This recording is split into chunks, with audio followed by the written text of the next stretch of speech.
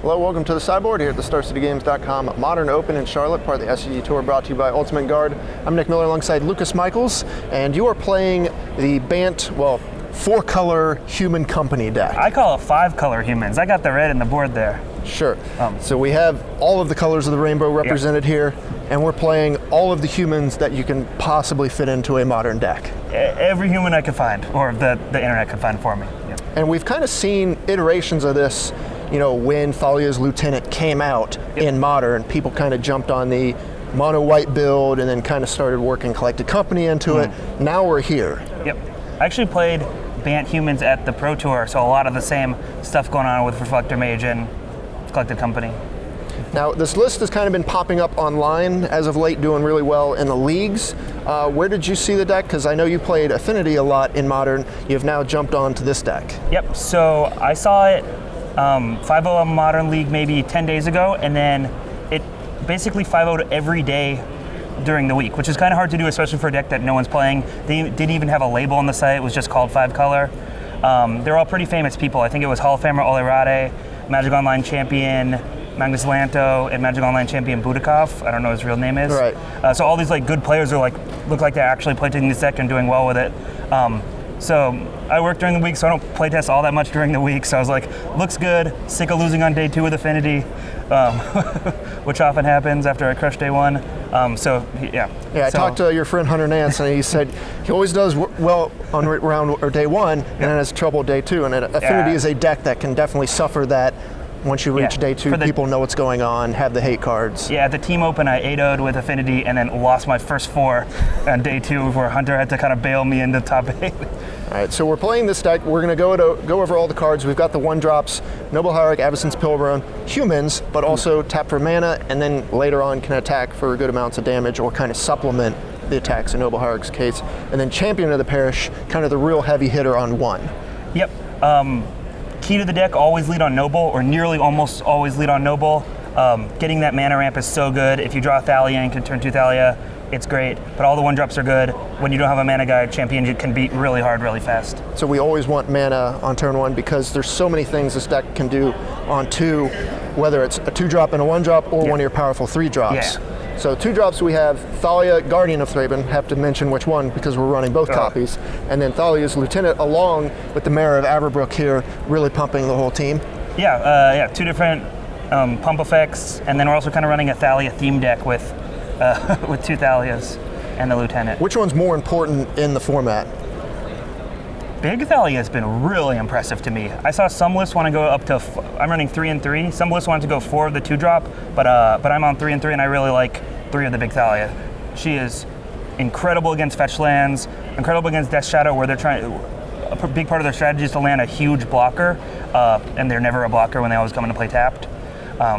So yeah, Big Thalia's been my favorite one. A lot of people have been asking, how do you attack the Death Shadow deck, in particular Grixis, and some people are saying maybe you just get under them.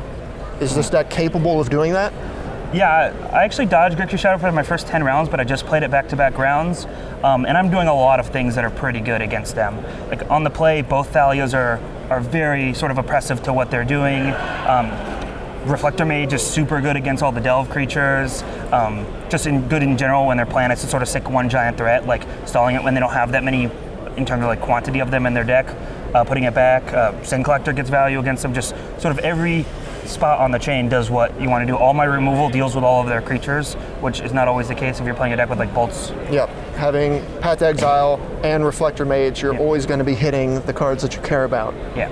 And one thing, these Grixis Shadow decks have enough removal to kind of deal with these mid-range decks, but you are just a deck of nothing but threats, basically. Yep. So you're going to run them out of removal. Yeah, I think it's 31 humans in the deck. So post-board they get stuff like Anger the Gods, or some of them have some copies of that. But other than that, I just have so much threat density, so many humans. Especially Coco. Do you have to kind of play a balance game, sort of like Burn, or can you just hit them early and then build up a board presence and then just get them that way? I generally have a pretty good awareness of what decks are playing sweepers in their main deck, which isn't a lot. So if they're not playing something like Jeskai, you can almost always just flood the board. There aren't a lot of main deck Angers floating around. Maybe if I played like against a Primeval Titan Valakut deck, I would be aware. Other than that, you kind of just flood. Okay. You instead of generating power, I do put the punishing creatures on board first, like the 2 Thalias. But because then, like, Thalia's Lieutenant can always just pump everything because everything's a human. Sure. Then along with Reflector Mage, we have Sin Collector, kind of this, most of these cards are from newer sets. It's actually kind of funny to see the old ones, you know, Sin Collector, Champion of the Parish, Noble Hierarch. These are like the older cards along with the first Thalia. But Sin Collector here really doing a lot of heavy lifting, because I think, you know, Tom Ross wrote about this deck this week. Having these abilities on these creatures so you don't have to dilute your deck with spells is super relevant. Yeah, I actually had a sweet Sin Collector play where my opponent, my blue-red white opponent, is attacking me with a Geistesang draft, and I'm pretty low life, have really nothing on board, but I just peeled a company that turn. So I path to exile his Angel token, and then company into Big Thalia Sin Collector, see his hand of land Supreme Verdict, take the Supreme Verdict out of his hand mid-combat, and then eat his Geistesang draft with my Thalia. So yeah, Sin Collector. Seems pretty good there. Yeah, pretty good there. In those matchups, Sin Collector, very good. Is a card I board out when I don't expect to be dealing with that kind of stuff. And of course we have Collected Company here, is just the all-star. Possibly the best card in Modern. Yeah, we see it in all sorts of decks, any tribal strategy, all these value decks all want copies of this card. Then let's talk about the mana base, because, you know, we're running a bunch of colored creatures here, so we need ways to cast it. Mana Confluence, Cavern here is the all-star, I think. Cavern is great. I've never cast a card in my life. Cost me a lot of money, but it more than pulling its weight in this tournament with this deck. Yeah, go green on turn 1, white on turn 2, black on turn 3, red out of the sideboard. So what has kind of given you problems this tournament, and what have you felt really good against? I just played the Grixis Shadow twice, and it felt pretty good. I kind of needed to get there, but my deck felt so dense with awesome cards to draw at.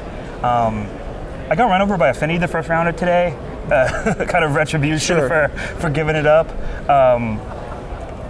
Felt like the deck has 0 flyers in it, so just sometimes the stuff came to the air. And I lost to Brennan playing Counters Company, and things like Mirren Crusader are awesome versus them, but other than that, they can kind of just clog up the ground because I can never take the air. I don't have like a falter effect, just like infinite Kitchen Finks and Recursion can just grind me down, and they have a combo finish and I don't. Sure, yeah, being able to gain a bunch of life is relevant against this type of deck.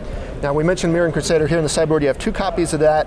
We have some more humans jumping around here. We'll go over all of them. Along with Mirren Crusader, we have Izzet Staticaster, and then Combo, another new card here. Talk about where each one of these kind of shines. Okay, so Izzet Staticaster is great in things like the Mirror, which I actually played, things like Elves. I brought in its Dredge. I ended up getting both in my hand without being able to cast them, but I'm pretty sure it's like pretty good holding down their blood gas from attacking and getting their flyers out of the air. It's just great in matchups like that. Things like Elvis is the best possible draw. Pretty good against Affinity too. Sure. It's kind of hard because you need your 5-color land or to Coco into it, but its power level is great. It's also like the best card possible against me. Sure. Camball, limited medium star. Very good against all non-creature decks. Like bringing in Inscription Shadow seems insane against Storm, but against Control. Just a 2 life is like a pretty significant thing. So just it's a must answer on the spot. It seems berserk against Burn, though I haven't played a Burn this tournament. But Burn sort of has to deal with it on the spot at a big disadvantage, or else it's just over for them. So yeah, we covered those are the humans. Yep. And then Mirren Crusader, just great when you need a punch in big chunks of damage. Counters Company has like Walking Ballista, and that's it. That could block it or deal with it, or they have Path. But on the ground, it just destroys, and it can get pumped with a couple of different effects in the deck. And then again, Grixis Shadow, they've been cutting bolts, so like they have 1 or 0 or maybe 2 bolts, and then some angers, but other than that, nothing touches it. And we have some other non-human creatures, but just kind of filling the roles here. We have Core Firewalker and Reclamation Sage. These are just strong against Burn and just utility against artifacts and enchantments. Yeah, Reclamation Sage, there's an Ironworks deck, there's a Affinity, obviously, bordering against Tron, stuff like that. Core Firewalker is actually the card I regret the most having in the deck. It's going to be pretty tough on the mana base, though my mana base does skew toward white, but it doesn't come easily off Cavern because you almost always want your Cavern on human. There isn't really enough burn, and I think that other stuff like Camball is good enough that I'd rather have an extra card to bring in against control. Because against decks where everything that targeted a creature, Reflector Mage and Path, were useless, I didn't really have enough besides Camball like brought in Crusader against decks that weren't black and green just to like deal more damage. So what do you think in the future you're going to kind of... Other people had Meddling Mage. That seems pretty good, but I'm open to... There's a lot of humans in the modern format. Right, yeah, especially, and anything that's a human has a significant advantage of being in the deck over the Firewalker. All right, then our non-creature threats or sideboard cards, we have Stony Silence, a card you're familiar with on the opposite side of the board, and then triple Rest in Peace here.